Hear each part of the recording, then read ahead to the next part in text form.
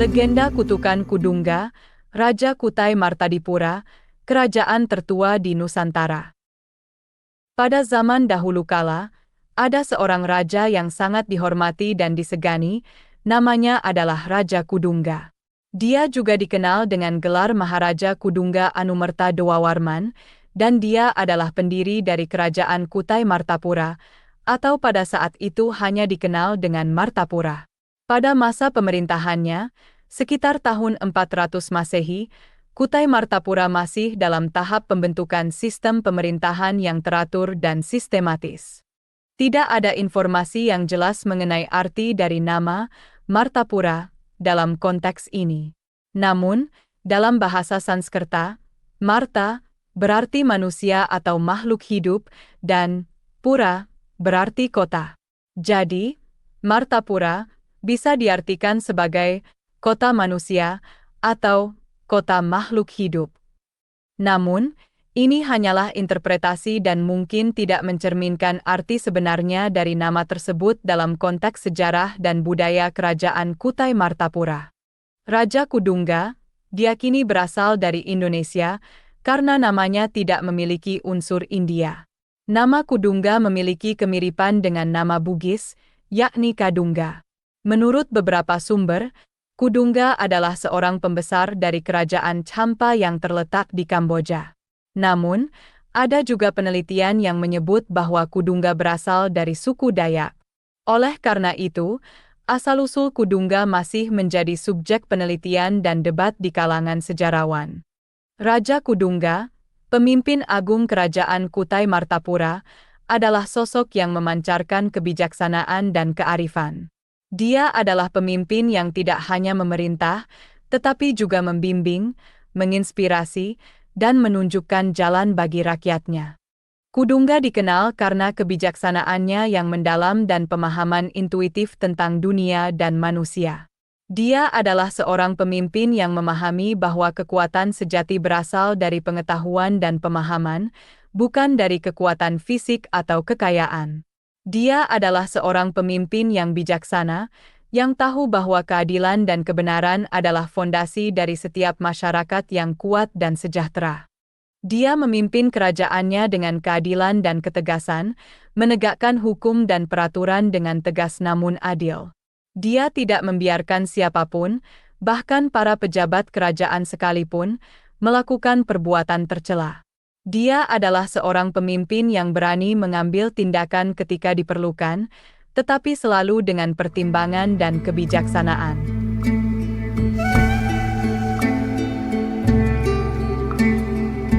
Suatu hari, di istana kerajaan Kutai Martapura, seorang bangsawan berdarah biru diangkat menjadi Menteri Urusan Keuangan. Dia adalah seorang pria yang tampaknya berwibawa dan terhormat, namun di balik topeng itu, dia memiliki niat jahat yang tersembunyi. Menteri ini, dengan licik dan cerdik, mulai melakukan kecurangan dalam urusan keuangan kerajaan. Dia mengumpulkan harta kekayaan dengan cara yang tidak benar, mengkorupsi hasil pajak yang seharusnya digunakan untuk kesejahteraan rakyat. Dia juga melakukan pungutan liar kepada para pedagang, memeras mereka dengan ancaman dan intimidasi. Perbuatan tercela ini dilakukan dengan berbagai cara yang licik. Dia memanipulasi buku-buku akuntansi, menciptakan pajak dan biaya palsu, dan bahkan menggunakan ancaman dan kekerasan untuk memaksa pedagang membayar lebih dari yang seharusnya. Dia menggunakan posisinya sebagai menteri untuk melindungi dirinya dari hukum dan menjaga agar perbuatannya tetap tersembunyi. Namun, seiring berjalannya waktu, menteri ini menjadi semakin berani. Dia mulai melakukan kecurangan dan korupsi secara terang-terangan, tanpa rasa takut atau penyesalan. Dia merasa aman di balik tembok istana, yakin bahwa posisinya sebagai menteri akan melindunginya dari hukuman. Perbuatan tercela ini semakin hari semakin berani dilakukan. Menteri ini tidak lagi berusaha menyembunyikan perbuatannya, Bahkan dia merasa bangga dan puas dengan kekayaan yang telah dia kumpulkan. Dia hidup dalam kemewahan dan kekayaan, sementara rakyatnya menderita karena pajak dan pungutan yang berat.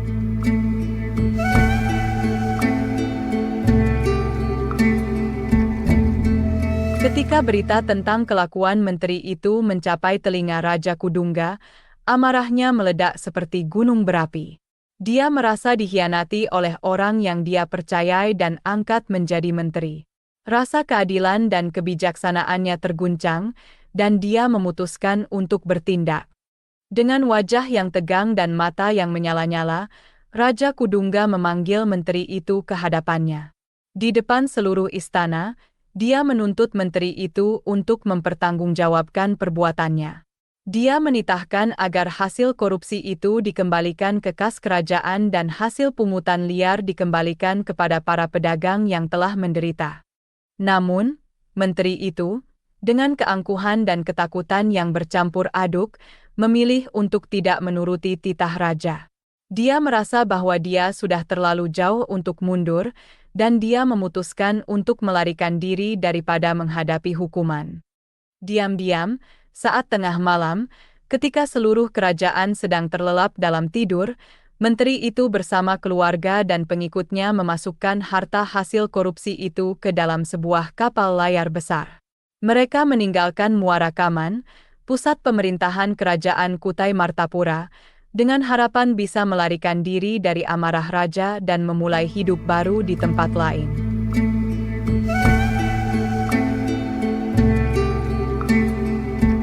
Raja Kudungga, yang juga dikenal sebagai kakek dari Raja Mulawarnan, merasa semakin murka.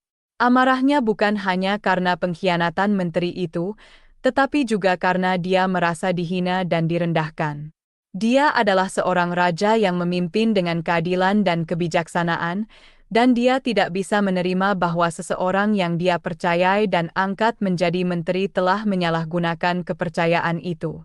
Dia merasa bahwa tindakan menteri itu tidak hanya merusak kerajaannya, tetapi juga merendahkan martabat dan integritasnya sebagai raja. Dia merasa bahwa dia telah gagal dalam tugasnya untuk melindungi rakyatnya dari korupsi dan penyalahgunaan kekuasaan. Dalam keadaan murka dan putus asa, Raja Kudungga memohon agar kutukannya kepada menteri korup itu dikabulkan. Dia berdoa dengan penuh keyakinan dan keputusasaan, memohon agar keadilan dapat ditegakkan. Kepada siapapun, kata Raja Kudungga dalam doanya, apakah dia orang pendatang atau orang asli Naladwipa yang telah meminum air mahakam? Maka jika dia membawa harta atau kekayaan yang didapat secara tidak benar, terkutuklah orang tersebut dengan suatu bala. Kutukan ini adalah ekspresi dari keadilan dan kebijaksanaan Raja Kudungga. Dia percaya bahwa setiap orang, tidak peduli seberapa tinggi posisinya, harus bertanggung jawab atas perbuatannya. Dan dia percaya bahwa tidak ada yang bisa melarikan diri dari keadilan, bahkan jika mereka mencoba melarikan diri ke ujung dunia. Kutukan ini adalah pesan bagi semua orang bahwa keadilan akan selalu menang, dan bahwa tidak ada yang bisa melarikan diri dari konsekuensi perbuatannya.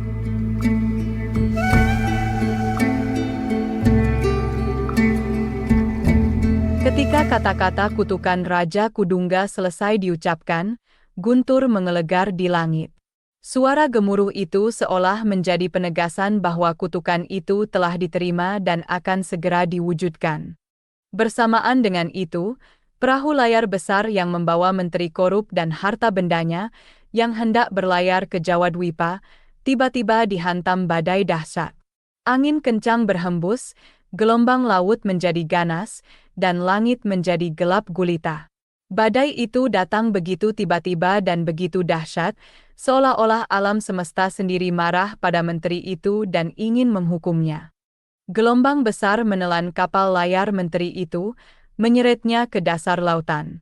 Semua harta hasil korupsi yang telah dikumpulkan dengan susah payah, semua kekayaan yang didapatkan dengan cara yang tidak benar, semuanya tenggelam ke dasar lautan. Menteri itu dan semua orang yang ada di kapal itu, tidak ada yang selamat. Konon, Kutukan Raja Kudungga itu masih berlaku hingga sekarang. Ada kepercayaan di kalangan masyarakat setempat bahwa siapapun orangnya, baik pendatang maupun orang asli Naladwipa yang telah meminum air Mahakam, jika dia membawa harta atau kekayaan yang didapat secara tidak benar, dia pasti akan mendapat bala.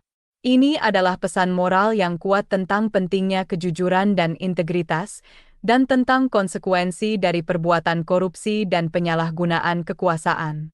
Demikianlah kisah ini diceritakan, segala kebenaran detailnya kita kembalikan kepada Allah, Tuhan pemilik kisah kehidupan.